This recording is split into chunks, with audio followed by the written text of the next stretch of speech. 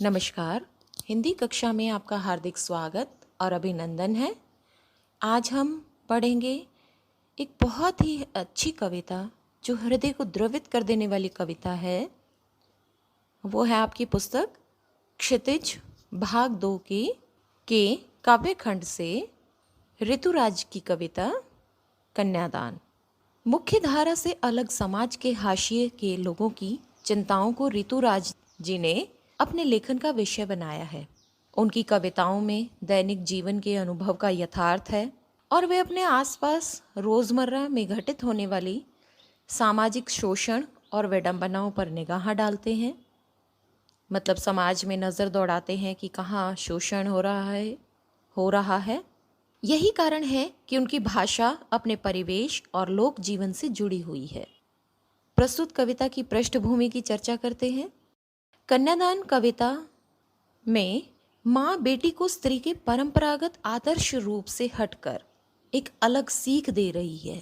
कवि का ये मानना है कि समाज ने जो स्त्रियों के लिए आचरण संबंधी जो नियम गढ़ दिए गए, कि स्त्री के लिए जो नियम निर्धारित कर दिए गए, वही आदर्श माने जाते हैं और उन्हीं आदर्शों की कसौटी पर ही स्त्री को परखा जाता है।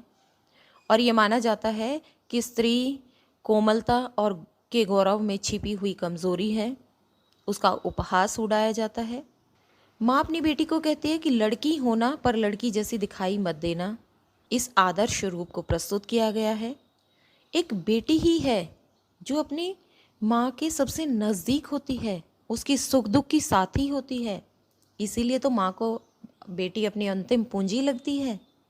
कविता में हम ये देखेंगे कि सिर्फ कोरी भावुकता का समावेश नहीं है, बल्कि जो सच्चे अनुभव है, जो समाज में घटित हो रहा है, उनकी पीड़ा भी अभिव्यक्त की गई है।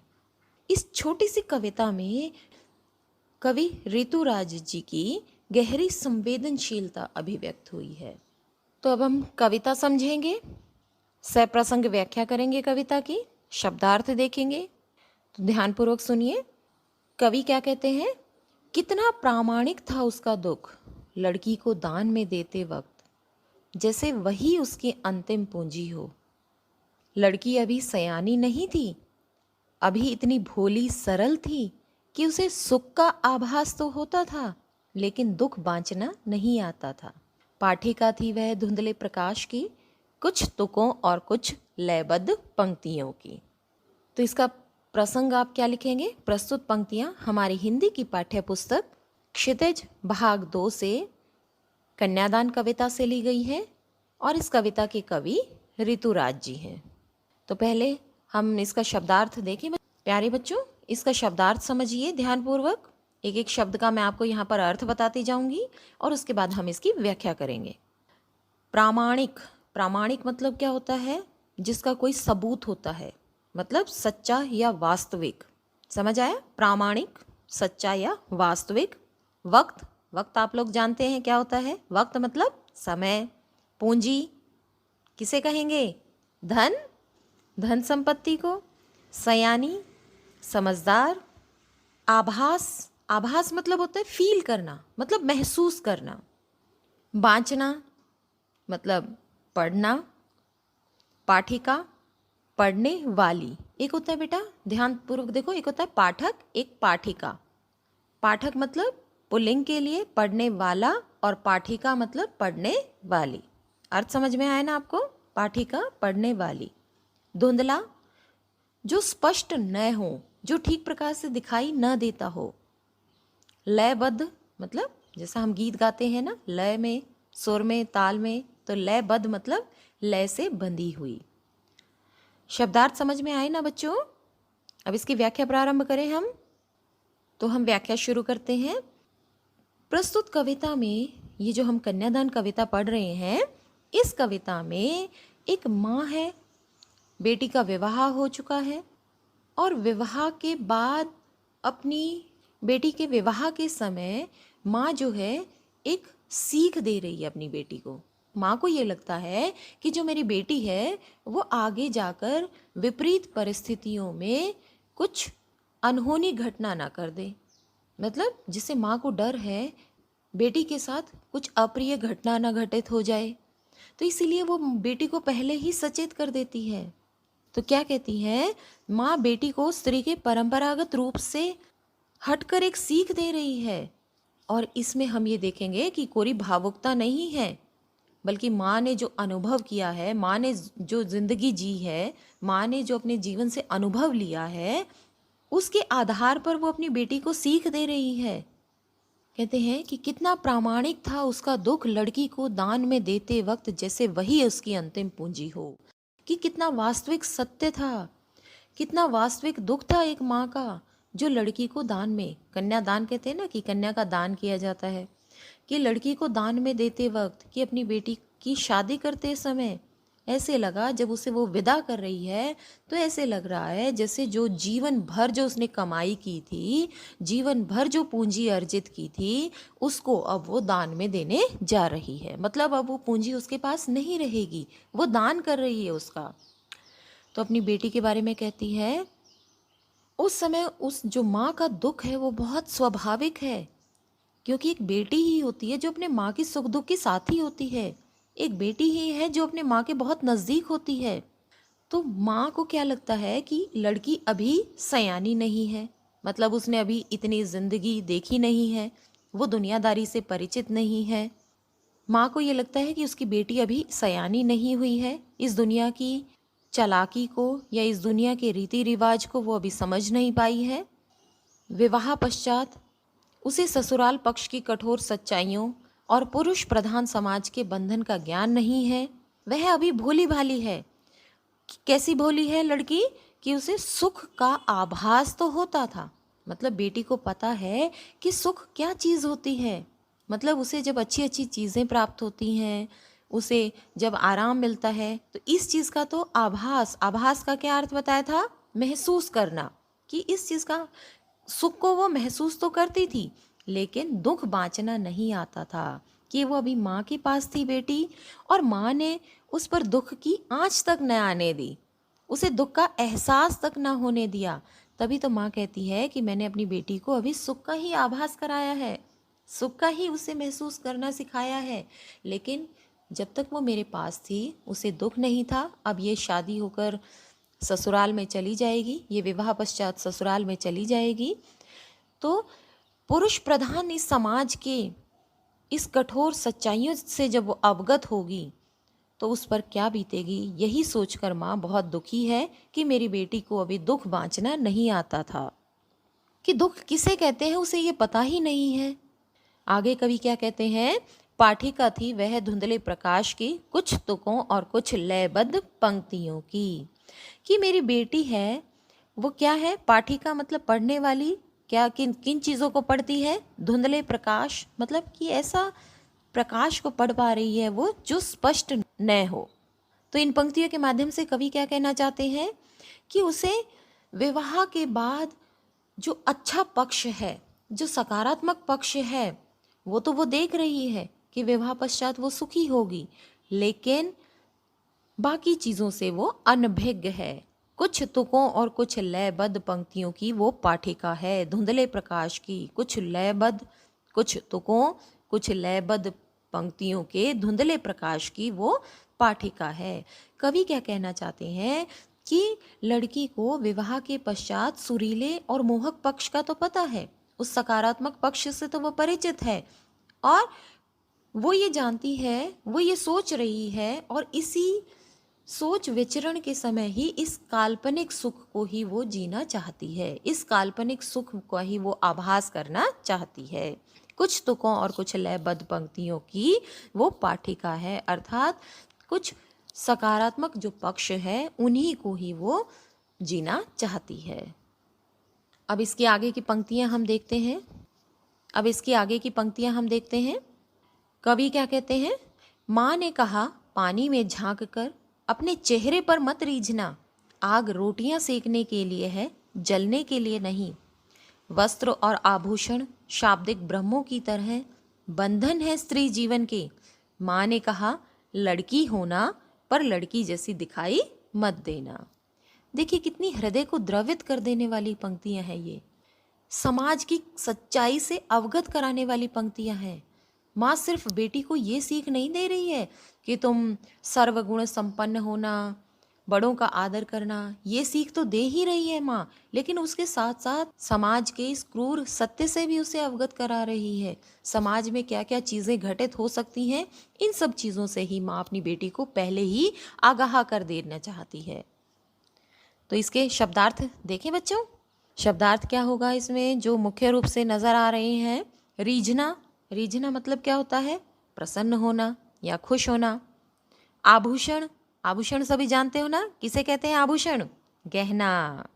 शाब्दिक ब्रह्म, शब्दों का ब्रह्म मतलब ऐसे शब्द जिनके ब्रह्म जाल में उलझ जाते हैं। बंधन, बेड़ियाँ। तो इसमें हम इसकी व्याख्या देखते हैं। प्रस्तुत कविता में या प्रस्तुत काव्यांश में माँ अपनी बेटी को एक अलग ही सीख दे रही है, एक परंपरागत आदर्श रूप से हटकर सीख दे रही है। माँ क्या कहती है? माँ ने कहा पानी में झांक कर अपने चेहरे पर मत रीझना। माँ क्या कहती है कि जब तुम पानी में अपना प्रतिबिंब देखो, पानी में जब अपना चेहरा देखो और आभूषणों से सजा हुआ जब अपना चेहरा देखो, तो उसके सौंदर्य पर रीझ मत जाना। रीझना मतलब प्रसन्न मत हो जाना, मतलब अपने रूप सौंदर्य पर घमंड मत करना। आग रोटियां सेकने के लिए है, जलने के लिए नहीं। देखिए कवि ने कितने गागर में सागर भर दिया है। इतनी दो पंक्तियों में समाज की किस क्रूर सत्य से हमें अवगत कराया है। क्या कहते हैं माँ, क्या कहती है अपनी बेटी को? आग रोटियां सेकने के लिए है, कि आग रोटियां सेकने का कार्य करती है। उस आग में स्वयं को जला मत देना, मतलब कि तुम अपने जीवन के प्रति इतनी निराश मत हो जाना कि तुम उस आग में ही कूद कर अपनी जान दे दो। अपने जीवन के प्रति सदा सचेत रहना। विपरीत परिस्थितियों में भी स्वयं को मजबूत बनाए रखना। अगर ससुराल पक्ष में अगर तुम्हारे साथ कुछ विपरीत परिस्थितियां चल रही हों तो उनसे हताश होकर तुम आग में कूदकर अपनी जान मत दे देना, क्योंकि आग का प्रयोग तो सकारात्मक होता है। आग का प्रयोग तो रोटियां सेकने के लिए होता है। वस्त्र और आभूषण शाब्दिक ब्रह्मों की तरह बंधन है स्त्री जीवन की। और माँ क्या कहती है? माँ अपनी बेटी को आभूषणों के प्रति जो एक नारी सुलभ गुण होता है, क्या कि नारी को वस्त्र और आभूषण बहुत अच्छे लगते हैं, और इन वस्त्र और आभूषणों के चक्कर में उलझकर मत रह जाना। माँ क्या कहती है कि स्त्री मोह की कमजोरी है ये सच्चाई। माँ क्या कहती है कि ये वस्त्र और आभूषण तो स्त्री जीवन के बंधन का कार्य करते हैं। तुम वस्त्रों और आभूषणों के मोह में मत पड़ना। और अंत में माँ अपनी बेटी को क्या सीख देती है कि माँ ने कहा लड़की होना पर लड़की जैसे दिखाई मत देना।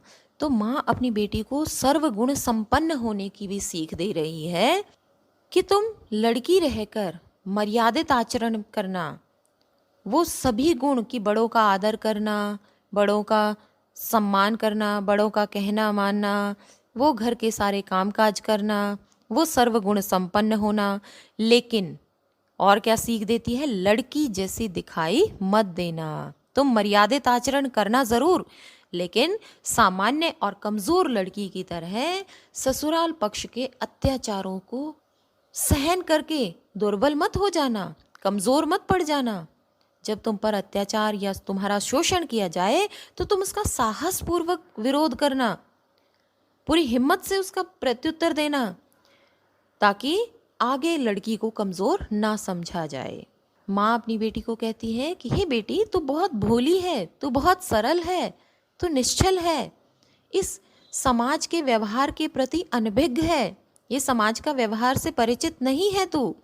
तो इसीलिए उसकी सरलता के साथ साथ माँ उसे सचेत कर देना चाहती है कि ताकि उसका शोषण न किया जाए। अगर कहती है माँ कि लड़की होना पर लड़की जैसी दिखाई मत देना, तुम्हारा अगर शोषण किया जाए तो तुम उसका डट कर मुकाबला करना।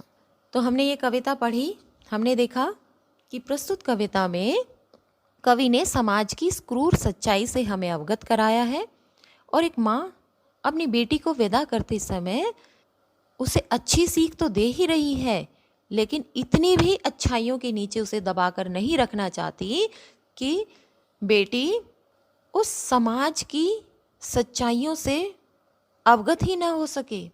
ससुराल पक्ष के उस दूसरे व्यवहार से भी उसे अवगत करा देना चाहती है ताकि वो शोषित ना हो सके, उसका शोषण ना हो सके। प्यारे बच्चों, कविता समझ में आई ना? कविता की हमने विस्तार से व्याख्या की, एक एक शब्द को जाना। अब इसके हम पाठ्य पुस्तक के प्रश्न उत्तर करते हैं, अभ्यास कार्य करते हैं। इसमें पहला प्रश्न है, आपके विचार से माँ ने ऐसा क्यों कहा कि लड़की होना पर लड़की जैसी दिखाई मत देना। ये जो हमने कविता में अंतिम पंक्तियां की थी ना, कि लड़की होना, माँ विदाई के समय अपनी बेटी को सीख देती है कि लड़की होना पर लड़की जैसी दिखाई मत देना। तो इसका उत्तर हम क्या लिखेंगे? यहाँ पर उत्तर समझाने से पहले बच्चों मैं आप लोगों को एक बात बताना चाहती हूँ कि उत्तर को हमें रटना नहीं है, उत्तर को हमें समझना है। कि जैसे मैंने कविता आपको पीछे समझाई, उसके भाव को समझना और फिर उस भावों को अपने शब्दों में लिखना, तो आप बेहतर याद कर पाएंगे। आपको उस प्रश्न को दोबारा रटने की आवश्यकता नहीं होगी। एक बार आपने उस प्रश्न को समझ लिया तो इसका मतलब आप उसे अपने शब्दों में किसी भी प्रकार से लिख सकते हैं। तो प्रश्न हमारा था, आपके विचार से माँ ने ऐसा क्यों कहा कि लड़की होना पर लड़की जैसी दिखाई मत देना। तो यहाँ पर माँ बेटी के विवाह के पश्चात जब उसे विदा कर रही है तो विदा करते समय अपनी बेटी को एक सीख दे रही है कि लड़की होना पर लड़की जैसी दिखाई मत देना, कि लड़की जैसे वो सारे गुण तुम में होने चाहिए, लेकिन उन गुणों के नीचे तुम इतनी भी मत दब जाना कि नारी को अबला समझकर उस पर अत्याचार किए जाएं। माँ अपनी बेटी को समझाती है कि लड़की होना मतलब लड़की जैसे सब गुण तुम में होने चाहिए, शालीनता के सब गुणों को संजो के रखना, सबका सम्मान करना, सबका आदर करना, पर लड़की जैसी दिखाई मत देना। अगर मतलब क्या हुआ, लड़की जैसी दिखाई मत देना मतलब कि अगर तुम पर कोई अत्याचार करे तो तुम उन अत्याचारों का डटकर विरोध करना, उनका जवाब जरूर देना।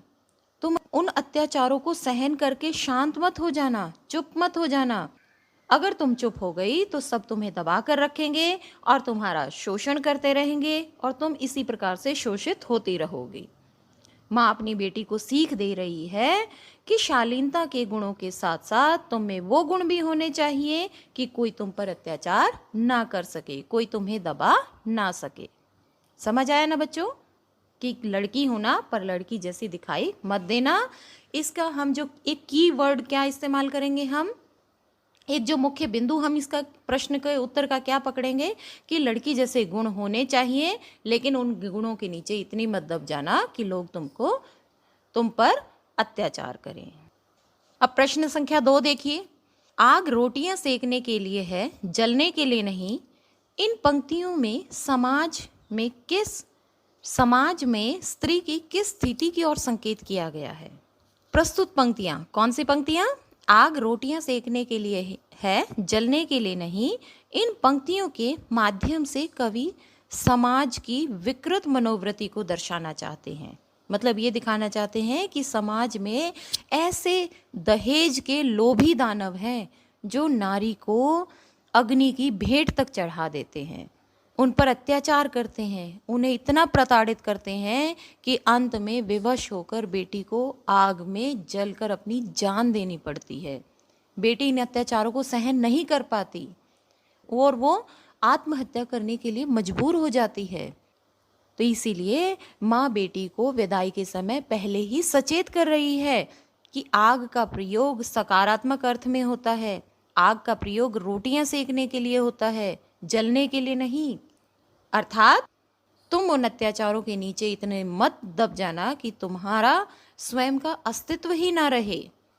तो इसलिए माँ अपनी बेटी को पहले ही सचेत कर देना चाहती है। इसका ख भाग देखिए, इसी पंक्ति से संबंधित कौन सी पंक्ति है ये कि आग रोटियां सेकने के लिए है, जलने के लिए नहीं। माँ ने बेटी को सचेत करना जरूरी क्यों समझा? मतलब माँ अपनी बेटी को जागरूक क्यों कर रही है कि आग रोटियां सेकने के लिए है, जलने के लिए नहीं। अभी तो उसका विवाह हुआ है, उसके सामने तो ऐसा कोई दुख पीड़ा आई नहीं, उससे पहले ही माँ उसको सचेत कर रही है। तो इन पंक्तियों के माध्यम से माँ जो है अपनी बेटी को जागरूक कर देना चाहती है, इस समाज की सच्चाई से अवगत करा देना चाहती है, क्योंकि उसे लगता है कि मेरी बेटी अभी इतनी सयानी नहीं हुई है, वो बहुत भोली है, उसने सिर्फ सुख ही सुख देखा है, दुख तो उसके जीवन में आया ही नहीं, उसे तो सिर्फ सुख का आभास हो रहा है, दुख तो उसके जीवन में आया ही नहीं, दुख तो उसे पढ़ना ही नहीं आता।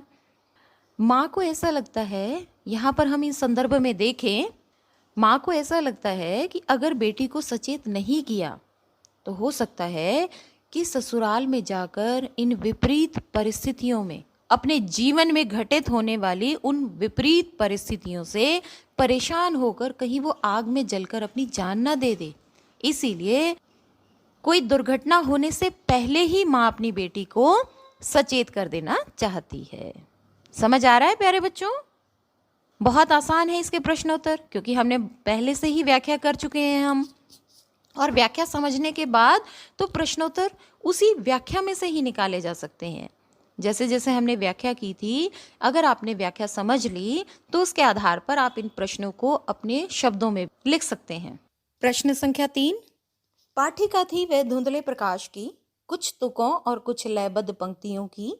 इन पंक्तियों को पढ़कर लड़की की जो छवि आपके सामने उभर कर आ रही है उसे शब्दबद्ध कीजिए।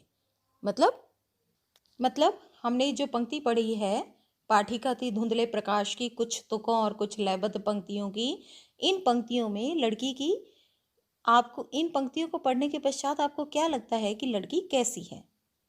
तो उत्तर क्या लिखेंगे हम? प्रस्तुत पंक्तियों को पढ़कर लड़की की छवि कुछ इस प्रकार उभर कर सामने आती है। सबसे पहले तो क्या नजर आता है कि ये लड़की बहुत भोली भाली है, वह बहुत सरल स्वभाव की है, उसे थोड़े से सुख का एहसास हो जाता है। मतलब उसने तो अपने जीवन में दुख देखा ही नहीं, तो इसलिए जीवन में होने वाले दुख का उसे आभास ही नहीं है, और उसे सुख ही सुख मिला है तो उसे सुख का एहसास हो जाता है। वह मधुर कल्पना लोक में विचरण करने वाली है, मतलब उसे अच्छी अच्छी चीजें ही दिखाई दे रही हैं, और विवाह के पश्चात जीवन में आने वाली सभी प्रकार की समस्याओं और संघर्षपूर्ण जीवन से वो अनभिज्ञ है, वो अनजान है कि विवाह पश्चात उसके सामने किस प्रकार की समस्याएं उभर कर आ सकती हैं, इन सब चीजों से वो अनजान। प्रश्न संख्या 4 देखिए, माँ को अपनी बेटी अंतिम पूंजी क्यों लग रही थी? अंतिम पूंजी मतलब जीवन भर जो उसने संचित धन इकट्ठा किया है, जो पूंजी के रूप में है, वो बेटी विवाह पश्चात उसको दान में दे रही है, उसका कन्यादान कर रही है। तो इसलिए माँ को अपनी बेटी अंतिम पूंजी क्यों लग रही थी? उत्तर क्या लिखेंगे हम? बेटी का माँ के साथ सबसे अधिक लगाव होता है, वह माँ ही है जो उसके सबसे निकट होती है, सुख दुख में सच्ची साथी होती है बेटी उसकी, वह बेटी ही है जो उसके सबसे निकट होती है और हर सुख दुख में उसकी सच्ची साथी होती है। माँ अपनी बेटी को पूंजी की तरह सहेज कर रखती है और विवाह के समय कन्यादान करना पड़ता है। यहाँ पर देखिए कि अंतिम पूंजी शब्द प्रयोग किया गया है, तो माँ ने अपनी बेटी के लिए अंतिम पूंजी शब्द का प्रयोग किस लिए किया है? क्योंकि उसके विवाह के पश्चात वह अकेली हो जाएगी, बेटी के जाने के बाद वो अकेली पड़ जाएगी, उसका सुख दुख का साथी कोई नहीं होगा, और माँ जिसने अब तक उसे पूंजी की तरह सहेज कर रखा है, अब वो पूंजी उसके पास नहीं रहेगी। तो यही सब सोचकर माँ व्यथित है, इसीलिए माँ को अपनी बेटी अंतिम पूंजी लग रही थी। प्रश्न संख्या 5, माँ ने बेटी को क्या क्या सीख दी? मतलब जब बेटी विदा हो रही है उस समय पर माँ अपनी बेटी को क्या क्या सीख दे रही है? इसको याद करने का एक सबसे अच्छा तरीका क्या है कि हम काव्य की पंक्तियों की ओर देखेंगे, काव्य पंक्तियों की ओर नजर दौड़ाएंगे और उसमें से एक एक पंक्ति को व्याख्या रूप में लिखते जाएंगे। जैसे पहले माँ ने कहा था ना कि पानी में देखकर चेहरे पर मत रीझना। माँ ने बेटी से कहा कि पानी में अपना प्रतिबिंब देखकर अपने रूप सौंदर्य पर मत रीझना। आग रोटियां सेकने के लिए है, जलने के लिए नहीं। जीवन में होने वाली परेशानियों से विचलित होकर आग में जलकर अपनी जान मत दे देना। मतलब जीवन के में आने वाली उन विकट परिस्थितियों का दृढ़ता पूर्वक सामना करना। वस्त्र और आभूषण स्त्री जीवन के बंधन है। माँ बेटी को सीख दे रही है कि वस्त्र और आभूषण के बंधन में बंध कर तुम अपने जीवन को व्यर्थ मत जाने देना। एक लड़की होना लेकिन लड़की की तरह दिखाई मत देना। इसका तात्पर्य बहुत गूढ़ अर्थ छिपा हुआ है इस पंक्ति में। कवि क्या कहते हैं कि एक लड़की की तरह शालीन आचरण अवश्य करना, वो अच्छे गुणों का निर्वाह जरूर करना, लेकिन अपने ऊपर होने वाले अन्याय और अत्याचार का डटकर विरोध करना, डटकर प्रतिकार करना। तो इसलिए माँ विदाई के समय अपनी बेटी को जीवन के उस कटु सत्य के प्रति सचेत कर देना चाहती है। तो यहीं पर हमारे पाठ की व्याख्या और उसके प्रश्नोत्तर पाठ की व्याख्या समाप्त होती है। हमने इस पाठ को बहुत अच्छे प्रकार से समझा। हमने इसका प्यारे बच्चों, अब हम ये देखेंगे कि जितना हमने पढ़ा है उसमें से आप कितना समझ पाए हैं, इसका मूल्यांकन करेंगे। आप उत्तर पुस्तिका और कलम साथ लेकर बैठिए। मैं यहाँ पर प्रश्न बोलती जाऊँगी और आप मेरे जवाब देने से पहले ही उस उत्तर पुस्तिका में लिखने का प्रयास कीजिए। इससे आपका स्व मूल्यांकन होगा। आप ये जान पाएंगे कि मैं प्रश्न जो पूछ रही हूँ उसमें से आप कितना सही जवाब दे पाते हैं। तो बच्चों, तैयार हैं आप सब? मैं पहला प्रश्न बोलती हूँ। पहला प्रश्न है, कन्यादान कविता के कवि का क्या नाम है? उत्तर लिखिए आप लोग।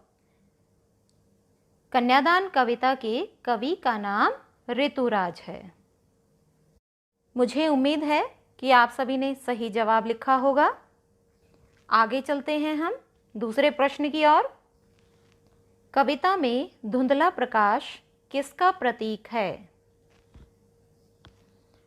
उत्तर बोल रही हूं, अस्पष्ट सुख का। इसका उत्तर क्या हुआ?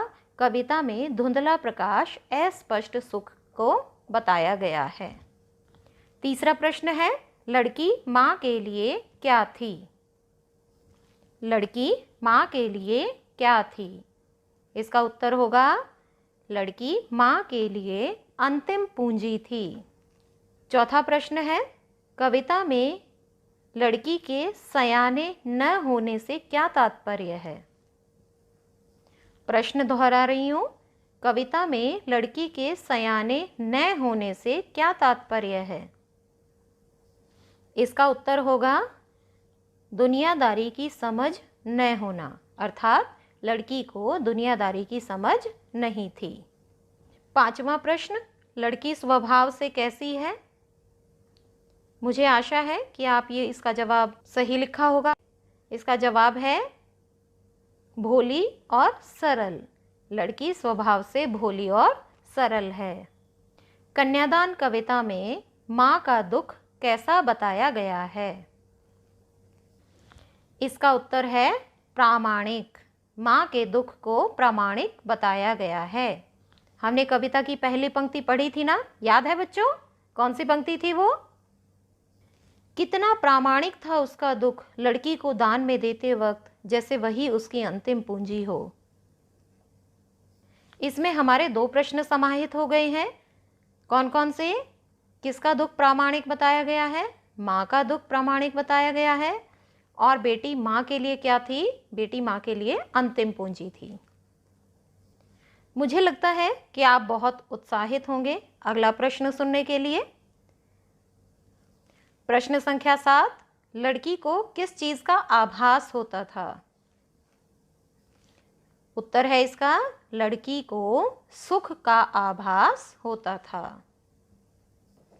प्रश्न संख्या 8, स्त्री जीवन में वस्त्र और आभूषण किसकी तरह हैं? इसका जवाब है शाब्दिक ब्रह्म की तरह। माँ कहती है ना, वस्त्र और आभूषण शाब्दिक ब्रह्मों की तरह बंधन है स्त्री जीवन के। तो वस्त्र और आभूषण स्त्री जीवन के बंधन किस प्रकार से हैं? शाब्दिक ब्रह्म की तरह। प्रश्न संख्या 9, माँ ने बेटी को अंतिम सीख क्या दी? या फिर हम ये कह सकते हैं कि माँ ने बेटी को अंतिम और महत्वपूर्ण सीख क्या दी। इसका क्या जवाब होगा? लड़की होना पर लड़की जैसी दिखाई मत देना। माँ ने अपनी बेटी को अंतिम जो सीख दी, जैसे कविता की पंक्ति में हमने सबसे आखिर में जो शब्द पढ़े थे, कौन से?